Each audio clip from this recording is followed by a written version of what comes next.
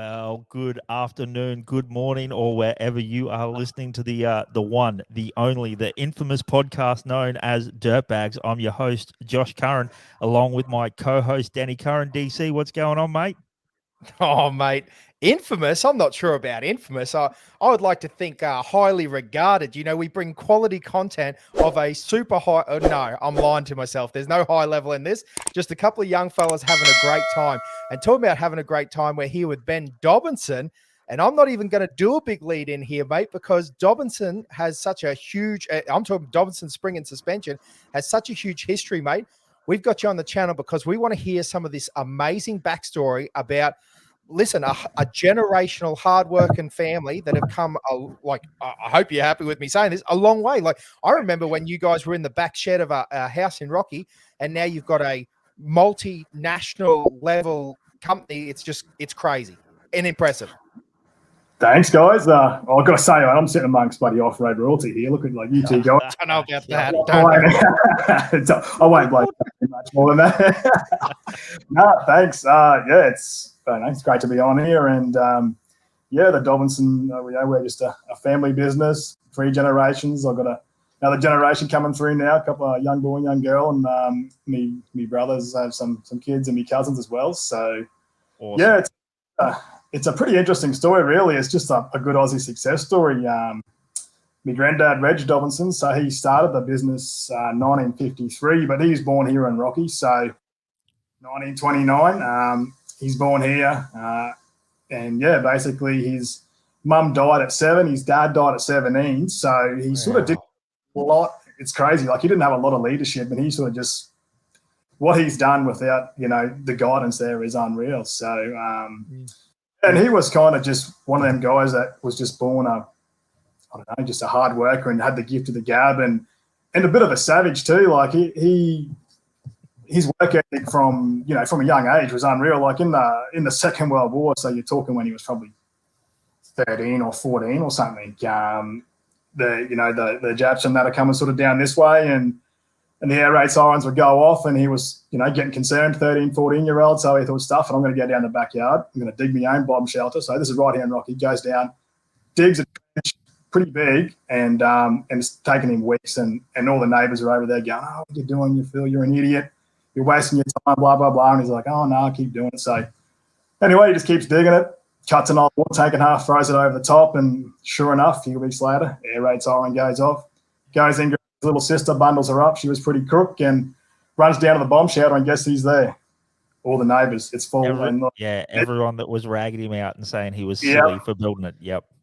And here he is in there. So, like, that's, that's at 13 or 14 years old. So I sort of couldn't imagine myself doing that as a kid, let alone kids these days doing that sort of thing. So, so then he sort of went on to work at the railway as a blacksmith. So he was just a hard worker and just really good at it. Like, the particular part with blacksmithing and spring making is the heat treatment. So that's really where he excelled. So he's good eye for heat treatment. So, like, when you're talking for the steel that we get, the high carbon steel for springs, they've got to be hardened 850 degrees and into some quenching oils. So before we had electronically controlled furnaces, they'd tell you the temperatures and all that sort of thing. He could sort of he could tell it by eye, basically.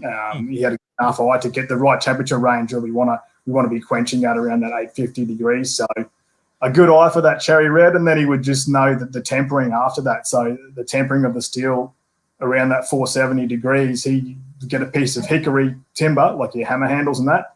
And basically, if you cut that down and just sort of put a little point on the end and you run it along a piece of steel, at 470 degrees, it'll sparkle. And you get like this little trail of sparkles behind it. Any hotter than that, it kind of starts to get a flame. That means you've gone over 470. And sort of 20 degrees cooler than that, and you won't get that sparkle. So that's amazing. It's incredible, isn't it? It's like the old school things. And this is what I was taught when I was a kid, and when I done my apprenticeship as a blacksmith. All these little, I guess, old school techniques that that he would have and picked up along the way. That's just where he was really good at, and he had a good eye for it. So that's kind of how every good success story starts in a business. Someone gets really good at a particular aspect of their job or what they're doing, and he was no different. So come the weekends and in late 40s, early 50s, like all good Aussies, they're knocking out weekenders for their mates and doing all that stuff. So if the IRS is listening or the tax office, no cashies, all above board, all above board. Absolutely. Yeah. But so that's basically how it started. So 1953, he started off. It was actually Dobinson's Welding Works back in those days, and he was just doing welding repair jobs. So he actually had bought the first electric welder in Rocky. So it was we still got now actually these massive big blue boxes. We still use them. They're still good. You sort of go along and pull out all these knobs to total up the amps that you want to use for these old stick welders. But he loved tech, loved the latest and greatest gear, and so he went and got, I guess, the first electric welder in Rocky, and that's sort of how he kicked off. So at the back of his house in Murray Street, had a bit of a shed there, and then just got into it, and 18 hours a day, every day. He'd take Christmas morning off, but that was it. He'd just slug it out, 18 hours a day, sleep every night, and just didn't care. So savage. Yeah, that's unreal, because I suppose that's an excellent point, because maybe for some people in the four-wheel drive scene, they might think that Dobinson's a recently formed company or something like that. But again, 1953, 3 generations going on to the 4th. That's an amazing story. Yeah, it's funny because a lot of people think overnight success because they see the top of the iceberg, don't they? But it's had all those years and years of underlying and all that skill set. That's impressive. Exactly, and that's, I mean, just for a company in this age to get to 70 odd years where we're at now, to be going that long is impressive in itself. Like most, and particularly to get through to 3 generations, and we're still growing, we're still doing well.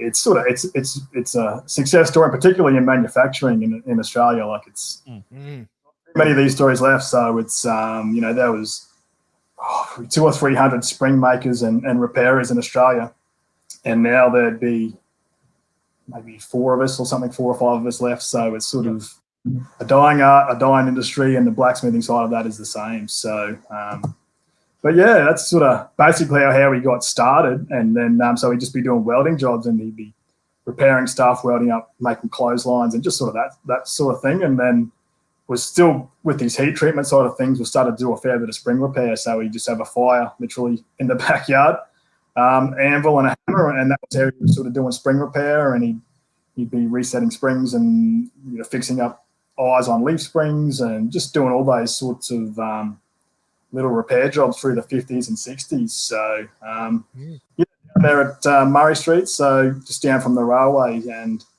it was humble beginnings, but it's it's sort of dedication and hard work. So sort of unreal. And then I guess I was just going to say, so then from the Murray Street, you went straight in the 90s to where you are now, which is a beautiful big factory.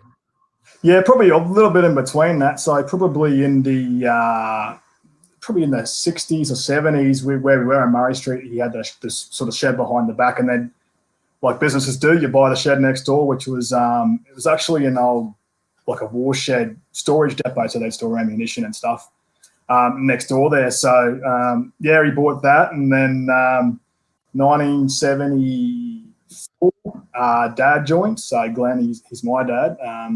He joined the company at 14, so basically sort of done up to grade 9 in school, and like most boys at that age had enough, and he jumped in on it. And then 2 years later, my Uncle Keith joined the business as well. So just having that extra set of hands, couple sets of hands around the place. So and the same thing, and just started out blacksmithing, spring repair, and then started going into making leaves and leaf springs and those sorts of things. So it's pretty impressive. And like in about 1977, Granddad went down to the wrecker yard for warplanes, ripped out all the hydraulics out of them, and took it back and made like a leaf spring eye roller to roll the eye on the leaf spring where your bushes go in. So he made all that, designed it himself, because the ones at the time that you could buy were basically this massive big machine, and to change a die over to go from say an inch eye to a 2-inch eye, and if you were doing an old Jeep or something that's got a 2-inch eye on one end and a 1 inch or inch and quarter on the other end, it was like 45 minutes to change over the tooling. So he built this custom-made eye roller.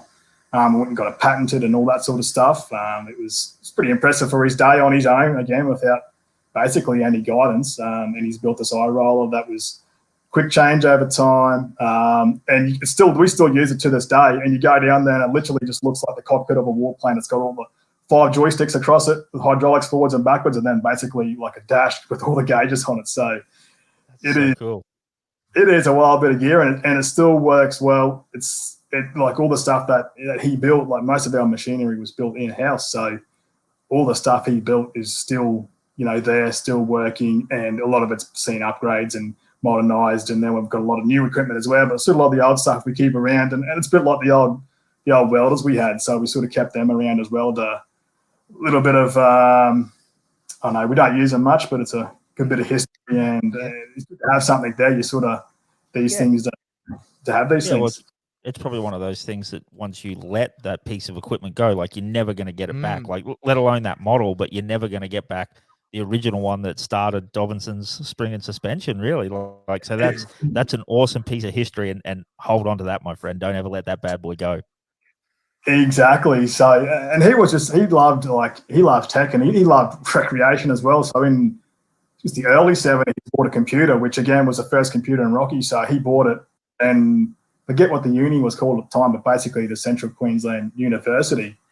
They brought all their professors and everyone down to have a look at this computer because, he's got the first one here, and it was basically just for invoicing and splitting up labor and parts. But he was always thinking about efficiencies, accuracies, quality, always had that in mind. So, to get a computer, these big old box-looking things, just to do that basic sort of stuff for job cards in the 70s when, like people weren't even writing invoices. They were just sort of tying up in their head and going, oh, yeah, get to the end of the year, this is about what we've done. So he pretty meticulous with that and meticulous with recording specs. So probably one of the biggest reasons what Dobinson's has got so big is we have specs for everything. Like we got leaf spring specs for basically everything ever made. Like the books are mountains of books, and Granddad's old handwritten specs there. We still got them there for old everything. So when it comes to it, we still do really, really old, like original Jeep stuff, all really old Willie stuff, old Army stuff. We do it from time to time. It's not fun, but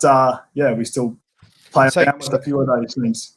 So you're telling me if I needed a leaf spring toe pack for a 1953 Anglia, I could get it sorted out. That's what you're telling me. Mate, you could. We could do it. So unbelievable. That's cool. It is. So it's we sort of keep all that sort of all the specs, and that information is critical, holding on to the specs and info. So probably going from there in the 80s, then I guess Dad started exporting. He was sort of moving into sales in sort of the early to mid 80s, and my auntie worked up at New Guinea at the time, and a lot of mining up there, a lot of Toyotas up there, a lot of old 75s and 60s and all those sorts of things running around. So they were bloody hard on the gear up there. So that's sort of where we really started going into the business really picked up, was when the Land Cruisers and the early generation patrol started taking off. That's really when they were getting used for work vehicles and heavy vehicles, and that's when the spring repair, the spring resets, making replacement springs, making raise springs, and then doing the gear bolts and that shackles and that sort of thing for them. That's where that sort of really took off. And even like a lot of the patrols and that came out, I think it was the MKs, we were doing heaps of them, 75s, 60s. And then even when the GQs come out in 88, the first of them, they were sort of all lopsided from the factory. So we were doing resetting them springs, and before we started making them in the 90s, we were doing hundreds of them, and they'd be dropping over. And same with some of the leaf springs that were lopsided as well. DC motors would drop over, like, a pallet of springs where we rip out of cars from brand new, reset them, throw them back in, send them off the factory all ready and all happy. So, that's kind of really in the 80s when the business started growing. Dad started exporting to New Guinea and then into the South Pacific, which it wasn't an easy feat in those days. I mean, you don't just get on Google and Google, No. sellers or spring shops or 4x4 shops in New Guinea. You got to go down to the post office, buy a phone book for the South Pacific, which is like this massive big thing, take it home, flick through it, cold calling. Basically how it was done in the 80s and 90s before the internet. It was you couldn't just readily access the info like we do. So yeah, it's was a different day, and but then sort of 1991, we moved over to Hollingsworth Street where we are now. So that basically we bought it was McIntyre's hardware at the time, so went and bought that, and Granddad at the time was like, geez, this is too big, this place, we don't need it, but it was an auction, we got it for a good price, let's just use a third of it, and that'll do. So that third lasted about sort of a year, and then we filled the shop within a few years, and then now we're like, I don't know, 10,000, 12,000 square meters of shed or something like that. It's crazy. So yeah, because that's the interesting thing about that shop, isn't it? It's not just the shop front. Like, you've got all that storage area around the back and the yard and everything. Yeah, that's right. Yeah, and now we're across a few blocks there. So then we got the block next door to that where Rexel is now in the front. We got the whole back section of that, another acre there. Then we got the one next door, another acre there, and then basically we need more really, but we're at the stage now where the neighbours unfortunately won't sell and can't keep moving. Can't keep moving. So moving is just off the cards. But but basically, then early 90s, we sort of started going into the core spring manufacturing mid 90s. So bought an old spring winder hot core spring winder from Munro's. And it was like an old gear driven one. So again, if you want to change a part number, it was like pull the mandrel out, pull all the gears off, put all the right gear ratios on so that when it winds out, it puts the right gap between the coils. And then you got to tweak the ends manually and all that sort of stuff. So Dad and my Uncle Keith got that machine, and they actually tore it down and put a PLC in it and switched it to a PLC machine, which, seems like nothing now, but to have a programmable computer-driven machine in like the mid-90s is nuts. Absolutely. Unbelievable. That was cutting edge. It was, yeah, and they built the rest of the production line with it. So, like, all the furnaces, the heat treatment furnaces are all built, all the quenching tanks, oil troughs, powder coating booths, cracking machines, spring end grinders, all the stuff that we've got, like, they just all built that from the start. So, it's, the knowledge, their expertise is incredible. They know about getting the furnaces set up right, getting them set up in zones because everything's expanding and contracting, getting around that issue, getting the ceramic fibre insulation to take 1,000 degrees or 850 degrees around that. So, that side of things is sort of crazy in itself that they can do all this production line.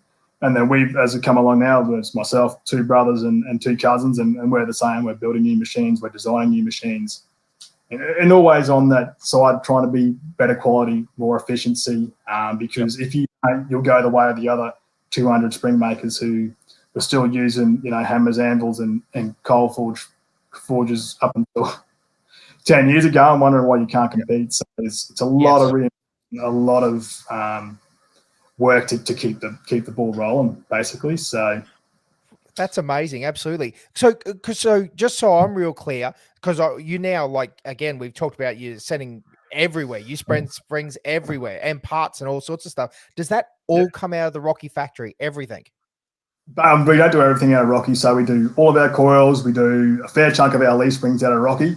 Yep. Do a fair chunk of our U-bolts out of Rocky, and then the other stuff we just get subcontracted. We don't have the capacity. So to have to compete. So we still basically for our other stuff we'll subcontract them, but we will set up the production lines in other parts of the world ourselves. We'll fly over, we'll set them up, we'll design the production lines, we'll lay out everything we want. Specs, we'll source suppliers, we'll specify requirements for suppliers so that everything's basically getting made to what we do, but we just can't have another too difficult to have another folks and all that sort of thing. So sorry, I probably should have clarified that question too, because you guys, that does lead us to the next thing. You do so much stuff now other than just spring and suspension. Like, you do compressors and lights and recovery, but essentially, to go back to the original question, but all your spring and suspension stuff, the vast majority comes out of Central Queensland.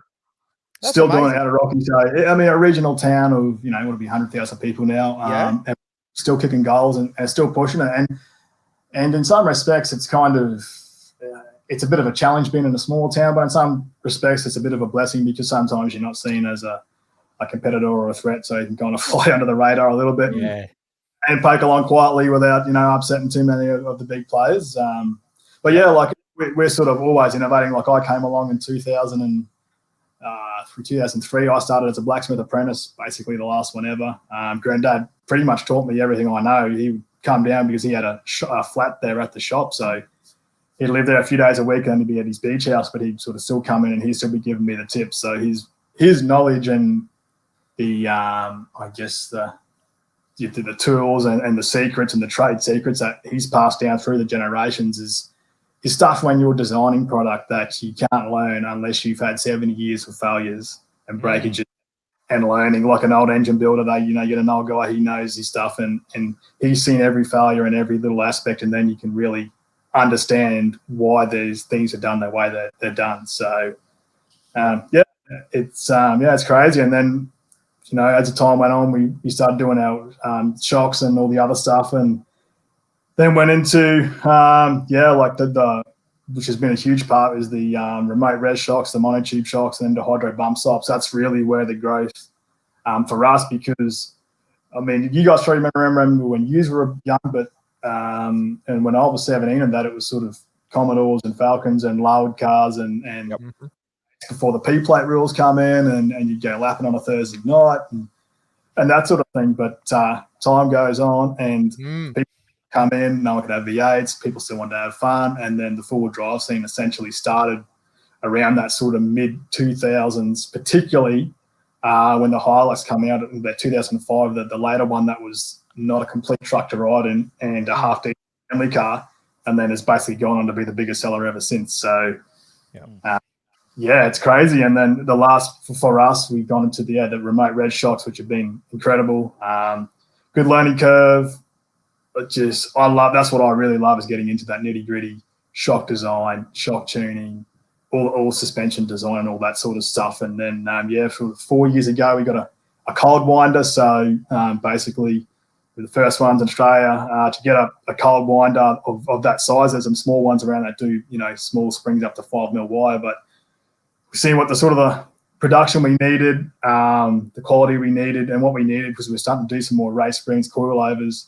So for the guys that are racing the off-road stuff, a lot of them are just specifying cold wound springs now. So the performance you can achieve with that, the quality you can achieve, the quality of the wire that you get from the factory, we can't actually get it in Australia. We've got to get it out of Korea, but the quality of that wire that you can get is incredible.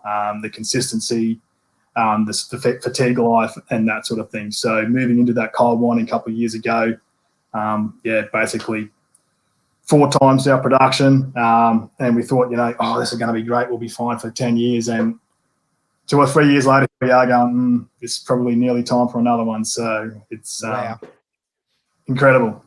Yes, absolutely.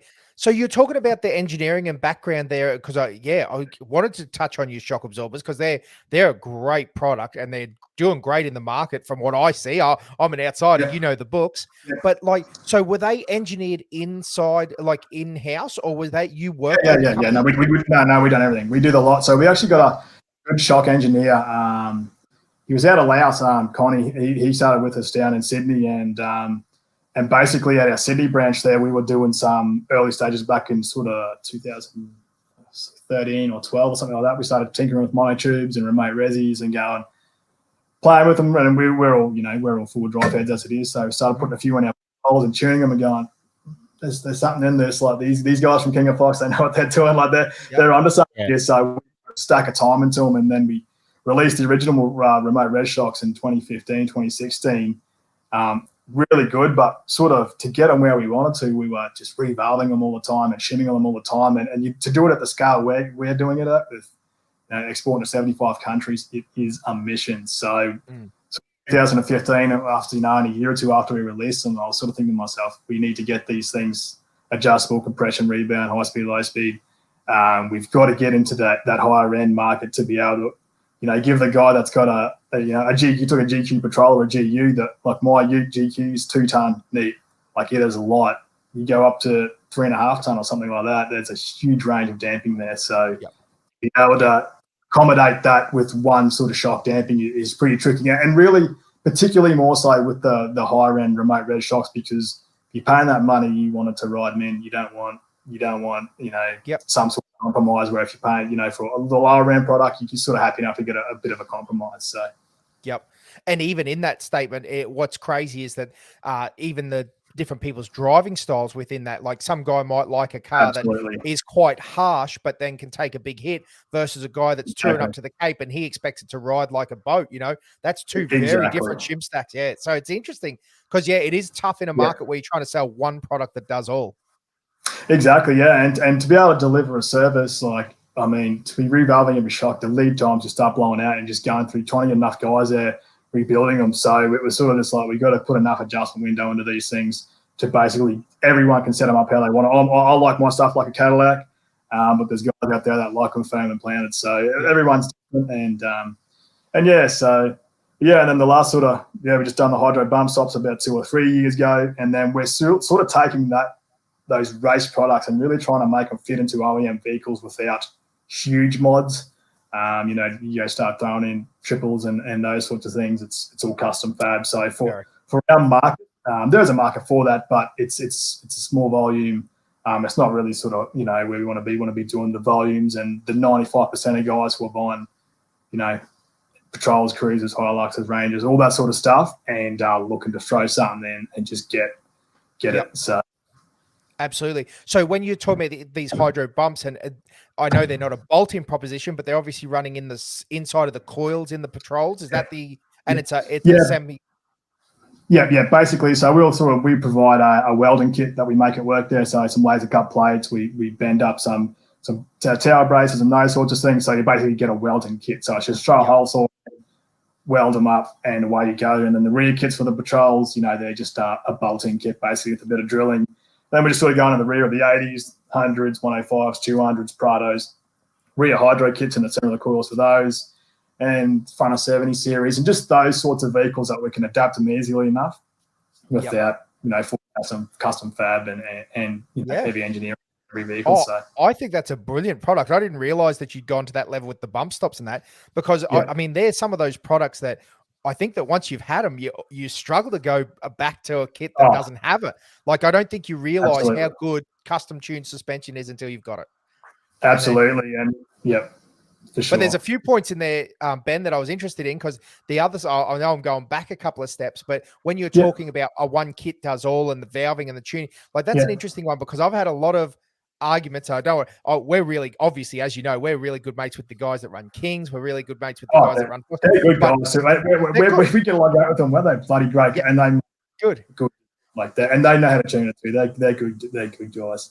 Well, that's the key though, because what blows me away is when a guy buys, say, a Foxy kit or whatever, and they get their 2.5-inch remote res smoothies and they just bolt them in and then go, but this doesn't ride any better than an OME or a Dobinson or whatever the brand, and it won't. There is a lot of work. Particularly with the monotubes, the remote res, you got to put the time in to get that tuning right. If it's not adjustable, it's. And a lot of guys will come in and I'll be like, man, like you got a good product, it's just not tuned right. And tuning's a black art too. And part of the reason we haven't gone right into the race stuff is that it's just, I've got the knowledge, but I pass it on to some guy, then he leaves, and then he's training someone else, and it's an experience thing. It's an art. It's not just like a by the book sort of thing. You've got to have experience and tuned a lot to know feel this, okay, this is what this is doing. And then you can spend huge amounts of time tuning stuff and then to try and get it right for little return. So we sort of had to put the time in on the dyno, then on the real world, back on the dyno, back in the real world, get the stuff from the factory with the adjustment, get it Mickey Mouse so that when you throw it in, it's how we want it. So brilliant. I love that. Because I actually got a good story. It's a little off topic, but it's the same topic. But you'll love this one, I reckon, because it was a guy down south. I won't mention any names or anything in case he's listening. Good bloke, top bloke, but he bought a big set of Fox coilovers and bits and pieces and got her in his race truck. He said, I'm just not happy with it. It's no good. I'm like, oh, yeah, no worries. I started asking him a few questions. Like, first question, like out of interest, like what nitrogen pressure you're running? He goes, nitrogen pressure? What's that? They got it out of America, put it straight in, didn't even realize they had to put nitrogen in it. Again, once you get into that race shock, there are a lot of work and a lot of time and a lot of tuning. Yeah, so there's no such thing. In my opinion, although you guys are doing a great job, and there is some companies that are doing a great job, but that bolt-in does everything is a very hard proposition. particularly when you're talking in the race industry, off-road, your trucks and buggies, like you talk at the variables, you got the tune, you got your upper spring on your coilover, your lower spring on your coilover, the preload on your coilover, the crossover ring on your coilover, that's, changes when you go from acting on 2 springs to 1 spring. Yep. Then your coilover shim stacks, coilover bleed, where you set your coilover in the ride height, and that's just the coilover. Then you go to your triple or your shock or how many tubes you got. Then you got shim stacks, bleed, 5 or 7 or 3 tubes. Well, you can even get an internal bypass now. Internal bypasses, and you try to work all that together and get them right spring rates and the lengths and everything to work together as a package. The vehicle geometry, which changes, you've got different amounts of anti-squat, anti-dive, roll centers. To make that whole package work it's an art, and the guys that do it well, do it really well. And it's just years of experience to get that sort of stuff right. Absolutely. Well, I just want to jump in. Because DC, I reckon I can top your story. I don't think you were there this day, but we were at a me and a good mate by the name of Dean English. We were at a race one time, and I saw old mate. He wanted to stiffen up his vehicle, and he busted out his ARB compressor and hooked it onto the Schroeder valve and put air in it. Yes. See, look at the reaction from the. She gets a little bit of pump. Yeah, look at the reaction from the suspension guy. But I think that plays into exactly what you're saying, though, Ben. Is that you've got to almost build a product that is completely foolproof for people, because exactly this guy now might be out there saying, I think he had a set of King's bump stops in it or something like that. He's probably now going ragging them out, saying, what a crap product. It doesn't do what it's supposed to do. But this guy, I think he essentially ran it until the stop on the ARB. So it had 100 PSI of air inside it. Like, I don't know. I was nervous, man. Like I didn't want to stand around this thing in case, an air expands as it. We'll run through this for the people listening at home that maybe don't understand shock absorbers too well. The reason that they use nitrogen is it's a gas that it doesn't matter how hot it doesn't really expand. So it's less. It's less. Yeah. So at 30 degrees to 100 degrees, the pressure doesn't really change. But obviously, anyone that had a bike pump or an air compressor or anything like that, like as heat, the air expands. So man, we were nervous these things were going to go off like a bomb after doing a lap. I think it was a short course event at Cruiser Mountain or something like that. Old mate busted out his ARB and wanted to stiffen it up a bit, so he put 100 PSI of air in his bump stops. He definitely did something anyway. He did something. The worst thing is what they don't realise is you're getting a bit of moisture in there with your compressor as well while you're doing it. Absolutely, And the other thing is like 100 PSI in probably every shock out there's not enough. So you're going to be cavitating. And you got your piston comes through, pulls a vacuum, then slams through a bit of aerated oil and then smacks into the oil on the other side. It's a disaster. And understanding that again and gas pressures, they don't make it. They actually don't, as long as you've got enough, they don't make a difference in the shock damping. They don't change the damping. They don't change your ride aside from a little bit of stiction on the piston shaft from the seals that the higher pressure creates. That gas pressure doesn't change anything. So you basically enough to stop cavitation and that's it. So, but you're doing. It's fascinating, eh? But anyway, this leads us to another good thing, because you've done a lot of development and marketing and with a lot of products, because we sort of were talking about that before. I wanted to question you, like, now that you're in this space with camping gear and battery management, you've got lights, you've got recovery gear. You guys do winch and everything, don't you? Yeah. So we're sort of just going through now. We've done that for probably 6 or 7 years now, bull bars, snorkels, winches, all that sort of stuff. So the accessory side of things. So still not a massive part of our business, but the last 12 months, 2 years, we've just gone and basically really I've put on a couple more engineers, a couple more CAD guys, and we're just redoing everything, just going through lights, become an expert at lights. What's the lens reflector's got to be like? What sort of chips are the best? What sort of color range of the chips are best?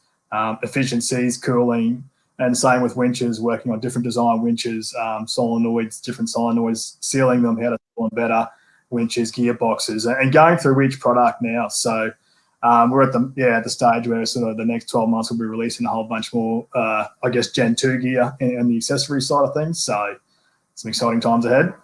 Oh, well, and excellent, because now I want to know, I'm asking you lots of questions, aren't I? But what's your favorite product up your lineup? If one thing that got you the most excited, and it can be suspension, it can be camping gear, it can be anything. What you walk in and you go, damn, that's cool. I probably haven't even released it yet. No, to be honest, Ooh. it's still in the suspension. Like the suspension, I don't know. You go from a car, you take a Patrol and you throw in just a run of the mill twin tube gas kit off the shelf, regular kit that you would have put in 20 years ago, and then you rip it out and then you throw in some remote resis, or we're doing coilovers, so they're about to be released. So we're doing 2.5-inch three-way adjustable coilovers. They're about 2 months off now. So you go and throw the suspension in, and you're like, oh, how much better can it be? And you tune it and you get it right, and people can't believe it when they throw it in there. They go, shit, I was, thought I was on a already, and this is night and day. And that suspension, and particularly the shocks and the shock tuning, that's really what I love. Like if I spend all day doing something, it'd be all day just working on shocks and tuning, because that's the most enjoyment, the most satisfaction, the best result from your time you put into the product, basically. That's awesome, mate. Yeah. No, I totally agree. I think what's crazy is that I don't think people realize how far you can go with just a dual cab ute with a 2-inch, a good remote res setup. It's a nice riding ute that does a lot of work. It's interesting because I think people base them on the base tune, like when you pick them up from whatever manufacturer, like say Hilux, you go and grab it from Toyota. Well, that's a real compromised suspension system. It's done to a budget. It's done. Yeah, once you start getting the good gear in, it's a game changer. It is, and even what we were doing 20 years ago with our twin tube nitro gas stuff, and that was the whole market was us and ARB and TJM and Tough Dog and all the guys doing the different things, bits and pieces. They're a bloody good upgrade. You got bigger pistons, better damping, more oil volume, less fade, more travel, all those sorts of things. But you right around that, and that's what we were working on back in the 90s and 2000s, and then you go for your first ride and something with remote resis and hydros and stuff like that, and you go, holy, this is in another league. So I love that stuff. Yep, absolutely. Well, again, I'm saying this a lot. This leads me to my next question, because I was going to say, as we're dirt fiends, obviously, but it doesn't have to be dirt related. But as a motorsport guy, and you've been around a lot of different motorsport, from drag racing, street cars, if you could do anything, what would you do, mate? What's your passion? Trophy truck, mate, for sure. Trophy truck, 150 miles. I love dirt bikes too, actually. I must admit, I'm a dirt bike guy too. It's just the dirt stuff that really, something that we probably don't appreciate is, and I was saying to the guys, we just done Rocky Nats, right? So went down there and it was great. I saw Roundy down there. I haven't seen him in 10 years. Down there with Russ Mason and a couple of the OG guys, and we're we've done drag race our cars. We've beaten a bunch of Falcons and Commodores and had a good time doing it. These drives these days are high powered, and I was talking to the guys from Skid Factory, the YouTube channel, and they were commenting on the amount of forward drives around Rocky in central Queensland per capita, basically, and the quality of them, the time that's gone into them, the modification that's gone into them. It's insane. That we don't realise we're sort of almost in the heartland of forward drives. Per capita for Australia and probably around the world, you won't find too many more forward drives, engine swap forward drives, and modified 4Bs. I was going to say, I think the key is that it's the real seriously modified forward drives, not just a 5-inch suspension lift. They're things like Mason is a prime example. The wheelman Russell. There isn't a part on that car that isn't modified. Everyone looks at it and goes, "Oh, it's a stock GQ." There is not a bit on it that's not modified. It's impressive. And he still loves it. We were just talking. We got a bit of a group chat before the Rocky Nuts thing. Then we were at a race, and everyone's sort of on E85 now, and he's going, "What do you mean? How do I get on this?" And here he is, the night before, E85 in it, playing with tunes, out in the scrub doing what Russ does, and rocked up down there and just absolutely killed it. He got a 1.1 millimeter drill bit and drilled out his injectors because he worked out that was the perfect. He's a nut. He's a complete nut. He is, and it's just him. It's it's funny. You even talk Fats Fab basically invented the snorkel and airbox. The stainless snorkel and airbox 10 or 15 years ago when he started. And he's in Rocky. Swaffy at what's he calling Diesel Central now. I remember back in probably 06, 07, back in tinkering around with cars back then. I had a GU Ute. One of my mates had a GU Ute, and everyone was kind of doing the MTQ turbo kit upgrade. Phil Benson was doing, I think he had that in his. Aaron Benson was tinkering around before he went to the V8. He was tinkering around with those sorts of things. And talking to Swaffy out there one day, and he's like, "Oh man, well, I want to do this bigger pump and this bigger turbo. You know, we want to do these things." And one of my mates has worked at the mines and had unlimited cash. Was like, "Let's do it. Let's get this." We got a Garrett turbo and a Plasma Man watered air intercooler, and Swaffy tinkered with the intake manifold and done what I think was the first or one of the very first pumps. And I remember rocking up. He rings me on Friday. It's like 4 o'clock. He rings me. He says, "Hey man, Ryden's car's ready. Come out and grab it. This thing is off its head." We drive out there and we see it come out of Swaffy's place across from the wreckers where it used to be, onto the highway, doing fishies, and we're going, "What the?" Like, we pulled up to pick this car up, come back, Russ Mason jumps out of it. That thing is fucking nuts, man. Like, that is. Yeah. And I think here we are, another guy in Rockies who sort of pioneered that diesel, the TDs, and then that tuning. Yeah. Like, because I know lots of people have 300 horsepower TDs now, but back in the day, like if you got 200, it was amazing. And he was rolling off 300 plus. It was crazy. It was, and that was like the day. The biggest thing you could do was basically max the pump out. They throw the MT turbo kit on there, and you're punching sort of 170, 180 horsepower, and that was quick in the day. You'd be up in the range, impress some ladies, and then he done this, and then I think he done Billy Geddes had the farm truck. I think that was one of the other GQ Ute. That was probably one of the other first, and a couple of those, and then he done his own that GQ style side duty thing. Chainsaw. Yes. That was a bit of gear. Well, you knew Swaff was getting super serious about his diesel performance and getting that when he ripped out the first shorty Ute, that yellow one. He ripped the supercharged LS out of it and put a diesel in it. And everyone's thinking, "What the heck are you doing, bud?" But man, he made that diesel honk. Yeah, he did. And that the Bumblebee, that thing was nuts in its day. Bumblebee, yes. It's like 2007, I think, or 6 or whatever it was, and we're going to the first winch challenge out at Sione Park, and he rocks that, and Russ has got this shorty thing that no one ever knew what the hell it was, and he'd win everything by like 10 minutes, and everything else there was basically just stock patrol with a standard tray that's been cut down and a 6-inch lift. Most of them running our gear, and that was basically the extent of it. Diff locks and just a standard like a worn low mount or something, and then these guys rock up with these things like it sounds like nothing now, but in 06 and 08, this is massive. No. That's right. Even Swaff had fiberglass guards and fiberglass doors, like that was crazy in the day. Yeah. No, it was very cool. It was. And we're blessed to be, and that's what got me into it. Like, go to winch change around you guys up at Five Rocks.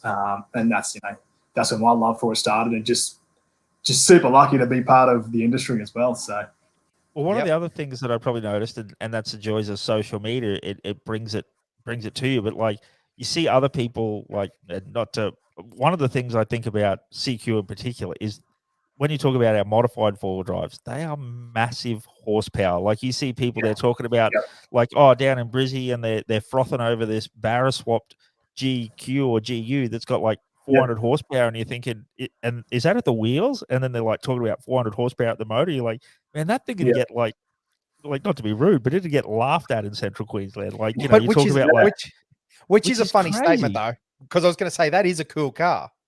Very cool car. I'm not trying to knock it in any way, shape, or form. I mean, it's a very cool car. But Central Queensland in particular with their four-wheel drives, it seems to be like if some is good, more is better. Like that's how we always like Hoggy with his Cornick with his, and then you like. I was going to say some old school name, Corey Howe. As well. Corey Howe. He was an OG. He was a leading that thing was. He had cars that were off his nut. I remember seeing his supercharged, stroker 6-liter thing, and he was picking the kids up from school in it. He's always, and then it's Duramax. Duramax Utes. Yep, that's right. Yep. Nuts, and like you talk beyond Cruiser Park days, it's like they're rocking up with these things amongst, someone's there with an LS swap, something like this is the best thing going. And there's Corey Howe and Swaffy and Russ and that rocking up with these properly modified, So, and same at Rocky Nats. We were down there at Rocky Nats. There was about 40 odd cars on the full drive display down there.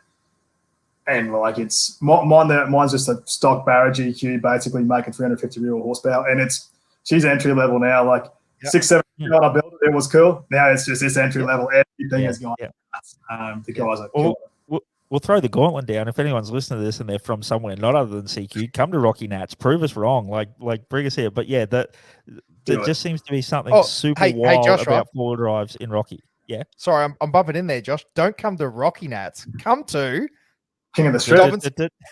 That's where you got to be. We got to be. This is it. Yep. Tell that leads us perfectly. Josh, did you segue that on purpose? No, I actually did. That's how much of an idiot I am. But he's a seasoned veteran. That flies. But no. So King of the Strip. Tell us more about that, because it's been running now. So it's the second year, isn't it, or is it the third year? It's the third year. So I was going to say. That's pretty awesome, because particularly last year it came on everybody's radar because it was banging last year. It was very, very good. It was nuts. It's just, like I said, the industry and what young fellas are doing now with these forward drives, that's where the market's shifting. So a couple of years ago, I'm thinking to myself, I'd barrel swap me GQ and having a good time with it, and a few more LS swap cars getting around, and the Duramaxes, and then you go on Facebook and on the forums and everyone's going, my rig makes this much power, mine makes this much on the mine. Oh, this thing's got to be a 10-second patrol. This thing's got to be this and that. And I'm thinking to myself, there's a lot of talk around here, and surely we can work out a way of getting that, taking those males and making them turn up and seeing how they go. Because I was just genuinely curious. I'm thinking, I built a Falcon weighs 1,850 kilos. I built a GQ ute, all fiberglass and aluminium, and that. If I can get it to 1,850, will it run as fast as a Falcon? So I got it's about 2,090 kilos. Stock FG turbo barra, 350-ish real horsepower, just injected in a tune. And I was like, I just want to see, how does an LS stack against this? How does a Duramax stack up against this? How do these Hiluxes or these 4JJ1 Colorados that they're going on? Moment, how do they stack up against us? How does a TD stack against it, a 350 horsepower TD? So that was just a genuine curiosity there. And then big credit, along come the guys from GSL who built the Frankenmule cruiser that is insane. This one. Yeah. That one. That's and saw a few videos of that on YouTube. I'm going, oh man, there's just a desire for people to let out their competitive edge without having to spend huge bucks too, because, the biggest barrier to entry is cost. Basically, you want to start doing a Class A or buggy or truck or something. The Can-Ams are probably good to get into it for that sort of things, but for a lot of young fellas, you got a house and, misses and kids and whatever, it's sort of a bit of a barrier entry. You go throw on 20K worth of suspension, lockers if you're doing that, or winch challenges. You got a decent winch to be competitive, and batteries and all the gear alone, lockers, roll cages, all that sort of gear. Like, you start talking those amounts of things, and you can be 50 or 100 grand for a purpose-built race truck that you can only drive a handful of times a year. So I thought, with this, all the guys are already modifying their engines, their transmissions and their diffs to make them go fast. That's what we want to do. So you don't need any more than that unless you're really keen it's a drag car. But basically, bring it down as it is, as long as it's basically bring it down and run it. You don't have to.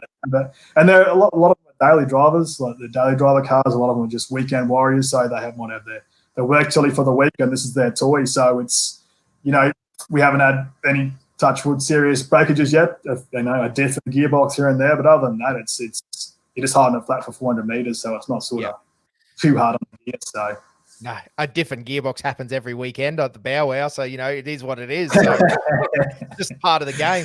No, that's awesome, mate, because I do think it's a brilliant concept where everyone can get together and have a great time. Like you said, it's sort of like and because it's all just grudge matches, you just go, hey, Mason, I want to line you up, and you line up together and go for it. Yeah, so basically we've got to split up into there's 3 classes, but we threw in another class as well. So it's petrol limited, which is we kind of went roughly like on what they do on off-road. So petrol limited, which is it's 6.3 litre, so allow all the LSs into a class naturally aspirated, and up to 3.5 turbo, which is basically the same as what you'd run similar to off-road, except they're sort of capped at 6 litre. And then we do petrol unlimited, which is basically everything over that, turbo or force induction, everything, anything over 6.3 litre. And then we just run just a diesel class. We could probably separate them, but it's easier just to sort of leave them all together. And then we do just a 4x2 Ute class, which we done last year, because I wanted to see some of these. You see these 2-wheel drive Hiluxes and Colorados and stuff running 10 seconds. I'm like, that's not quite a 4B, but it is it's just impressive as it is. So I want to get them. So it fits into the genre. Yeah, it does, and we sort of split it up like that. We do Chicago shootout, so it's not the fastest car wins. Although we do $6.5 grand prize money this year, so the fastest get some money, and then the first and second. So Chicago shootout, so dial in your time, run as close to that as you can, without going over it or under it, sort of thing, and then let the best man win, sort of thing. So. No, I love it. I love the concept. Now, also tell us some of the picks. Like you've obviously. That'll be my first question. So what's the big names you've got turned up that's exciting? Because Jeffro Charles turned up last year, didn't he? With his supercharged. Brilliant. He is a massive shout out to Jeffro. Supercharged, got his LSA patrol. He brought it all the way over from Perth, drove it over, and I teed this up so that it was a week before Fink, because I thought he's coming all this way over here. Come over here, you can do a few days at Fraser. He can come and race, then he can go to Fink on the way home. And Sam O'Keefe jumped in with him and got a hitch out there to Fink and watch Fink with him. So that thing he's put a heap of time into that. He's doing some new engine, new supercharger, new setup. He's coming over again. He'll be up to pointy end. I think probably Dwayne Deans. He's a former winch truck guy. He's got a Patrol GUU with it's a 1UZ twin turbo. He ran like a 12.2 last year, but he's just switched to a turbo 400 auto, so he is in the tens. He'll be up there. I'm hoping to get the Pie Wagon there, Scott Conley, Duramax GU again, Roland Cole. That thing is insane. So those guys will definitely be a couple of guys to watch. And then there's lots of just really cool stuff. We had, I don't think he's going to be there this year, but we had the rotary 13B turbo Sierra it ran 11. Nuts. It is, and Quinny that drives that thing he's off his head. Like, he went down there last year, blew an axle basically halfway down the strip. It runs like 11.7. Like, in a stock leaf sprung Sierra is nuts. So straight into the pits, ripped out the axles, put a call over because someone got some. Yep, drove out, got some, threw them in, bang, back in qualifying, sending it down the strip. So impressive. And Rob Chapman's coming up, so he's bringing up the Pajero. Cool. Cool. So it is. Yeah, he's a good dude, and he's bringing up the Pajero and the Class 8 Triton to send down there. So awesome. And again, I've seen that Triton in off-road race, and I'm like, what the hell? That thing actually is beside an LSA Patrol or a Barra Turbo Patrol, and how does that stack up?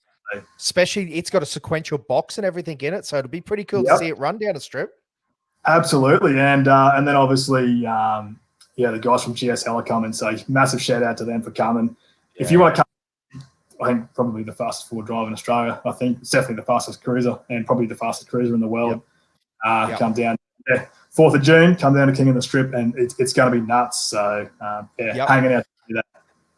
Brilliant. And the other thing is that because I wanted to mention, you guys have done a really good job because Hoggy's involved with it, and it's you, isn't it, as well? That also, and you do the Facebook videos, and so people that want to look. Josh put a little bit up there for anyone that's watching on YouTube. Obviously, you've seen it. If you're listening on the podcast, just with your ears, there is a YouTube channel, Dobinson's Spring and Suspension. It's called. That's the one. Yeah. So we try and do plenty of filming as well because a lot of guys just want to see this stuff. You guys see the clips on of the GSL guys, and it's just great to see. So we try and get out there. Dave Casey from SWL, Nick Hogg from Pig Motorsports, and Alan Cornick. Got to give those three guys a huge shout out because they're sort of behind the scenes of this as well. Helping guys out, building cars, helping to get entrants, helping with organisation. Dave Casey's throwing up some prize money for the best skid this year, so we can. Very cool. Guys from a big skid, and they've been really good. So got a shout out to them. No, that's an awesome crew, and they're all good blokes that have a lot of experience and have cool cars. So, that's awesome. Brilliant. So, and are you racing this year? I'll be racing again. So, I got the Barra GQ. So, it's to give you some insight between a Falcon and a Patrol. So, it ran 13.5 last year. So it's a Patrol 5-speed as well. So, this is, four-wheel drive got to run to get traction. But I remember from going back in the drag racing days, mates with, XR6 turbos and club sports and those sorts of things, manuals, to actually get a good pass. I think they tell them at the time's about 13 flat, but not many were running close to that 13.3, 13.4. So it's pretty impressive to see the difference between, a Falcon with a Barra Turbo, Patrol with a Barra Turbo, how that stacks up sort of, in the real world with different. I run 35s and 3.9 diff gears. Like as I take it off road, that's how it goes down the strip. Oh, absolutely. And even down to like pushing the air that a Patrol has as its frontal space versus a Falcon. Like that's a huge thing that people probably don't really realize. Once you get over that 100 Ks an hour, you're pushing it. Yeah. And that's it. Like fridges, you start pushing those at 100, some of the guys are doing 106. Oh, well, I'm doing 160. Guys are doing 200 Ks an hour down the end of the strip. You're pushing a lot of air to get these big rigs moving. Absolutely, man. When you say it like that, that's holding onto a Patrol at 200 Ks, isn't it? Like that's wild, right? Oh yeah, it is. And I think like Quinny and the Sierra, like holding onto that thing at 200K an hour with a what a nutbag. Yeah. I love it. Does he know a bloke that could maybe build some modified leaf springs for him, help him out a little bit? It's more entertainment watching him go down on the stock stuff, I'll tell you. Yeah, coffee. Like when he done the axles last year, he replaced them and he damaged the two rear brake lines, so he just sort of like folded them over and hammered them shut. And he had like one front left brake, so he's ripped a massive skid off the start line and dabbed the brake and just looped it out right on the start line. What a hell, man. I like it. How did the Andrew officials like that one? Not impressed at all. We keep where we can. Yes. I actually got to give a big shout out to Andrew as well. They were brilliant. So yeah, this didn't just happen.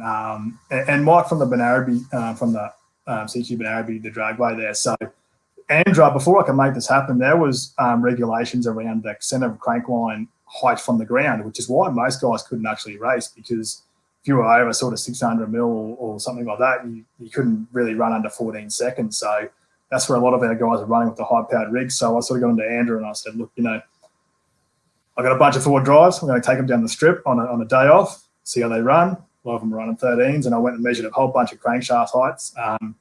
And I went back with a proposal for a rule change.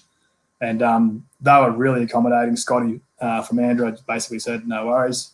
Show us your research, show us your numbers. I'll send that down to him. And we've had two events now with, touch wood, 0 errors. Everything's running sweet. We do a good amount of scrutineering to make sure the rigs are safe. And that's been really good. And then Mike from the drag club down there, he's the president down there, and he's been instrumental as well. He's been super accommodating and really puts on a good show for us, because without them we can't make it happen. And I mean, all the money too goes back to them. We don't get a dollar out of it. Obviously, we get the advertising, get the name out there, but all the non-money, all the gate money, all the money from the booze at the bar, that all goes back to the drag club to keep them open, keep them money to repair the track and do that sort of thing. So it's good to be supporting a local motorsport club as well. Yeah, brilliant. No, that's awesome, mate. Absolutely. So again, for all our listeners and for everyone having a listen along on YouTube and podcasts and all the other places, it is the 4th of June is the day. That's on it. A Saturday. And on a Saturday.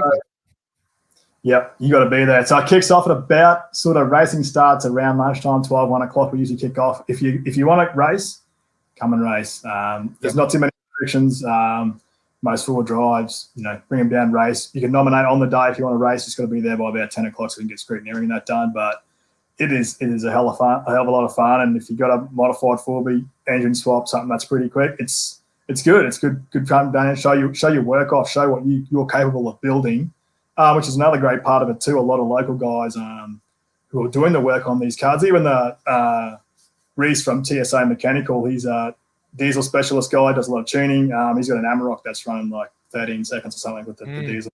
So it's a good opportunity for him to show the public, hey, this is what we can do to your Amarok sort of thing. So absolutely, very cool. But if they're not available to come for the weekend, mate, the other thing they should do is click like, subscribe, and do all those things on the Dobinson Spring and Suspension page. So regular updates over the weekend or after the weekend? We usually try and throw out, it takes a little while to get home, cut all the stuff together, but we usually try and throw out videos sort of, every day throughout the weeks following on our pretty well on our Facebook page or our Instagram page, same thing, Dobinson Spring and Suspension. It's where we throw them up and then onto YouTube, and then we'll throw together usually a 30-minute vid, try and get all the details and all the races there, particularly the quicker ones, so that guys can have a look. I try to get around and do some interviews as well, so that for those that are watching at home, I can pick a car, I can take Jeff Rowe's car, he can tell me what's done to it, and then we can throw the footage of him racing there and the time, so that guys can actually see, okay, this is this is his car, this is what it's modified to, and this is what it's capable of. So I did a nice. That'll be brilliant. Absolutely a great thing for people that can't get to the event. For sure. And just butt in with a quick one then. Is there any specific safety requirements for the people? Like, say someone does want to come down, they want to, they got a bit extra boost in their Colorado or something, like long sleeve shirt, long sleeve shirt, helmet. Yeah, make sure your helmet, it has the, like, not a motocross one, it's got to have the, like a road registrable one or whatever you call it, with the approval on the back, and it's got to be within date, which is like 10 years old or something. So most of us just run motorbike helmets because they're all, 95% of them are road legal ones and within date. And enclosed shoes, and then just make sure your car's mechanically sound, no oil leaks and loose bolts and nuts and all that sort of stuff, and away we go. No tail shaft loop required? Not really for what you're doing. So the quicker guys, awesome. But no, don't really need it. So no, it's good to go. Yep. And actually, that leads to, it's also, if they go to your website, Dobinson Spring and Suspension, you've got a top banner there. And if they click through there, all that information is available there. So all there. And it gives you just a bit of a basics on the, basic requirements and those sorts of things. And you can nominate straight from there or nominate on the day if you want to turn up and race. Brilliant. Well, I won't lie, mate. I'm spewing because I'm working. And my dirty old Ranger, I desperately wanted to come down and run the extension ladder. Oh, no. Yeah. Work Tilly life, because she's a proper work Tilly. Yeah. I'd have to maybe unload the electrical tools out of it. That might be a bit extra weight, I think. But no, it'd be a good time. So, Ben, it's been an absolute pleasure having you on. It was great catching up because, again, us locals, I had some idea about your background, obviously. Like, I remember the shop back in the day behind Murray Street and a few things like that, because I'm a little bit older than these other two if you're listening along. But anyway, but I do remember that stuff, and it's great to hear a local company, but even just an Australian company. We're proud Australians, that's for sure of it. Absolutely. And, in an industry and a time where things are getting less and less manufactured in Australia, mate, congratulations to you and your family for an amazing job well done. And we look forward to another 100 years of family-owned business. Get those kids, get them blacksmithing, and they'll be ready to go. Love it, guys. Thanks for having me, guys. I had a great time, mate. Thank you, and all the best with the podcast, mate. Love it. Awesome, mate. Thanks, guys. Catch you later. Yeah.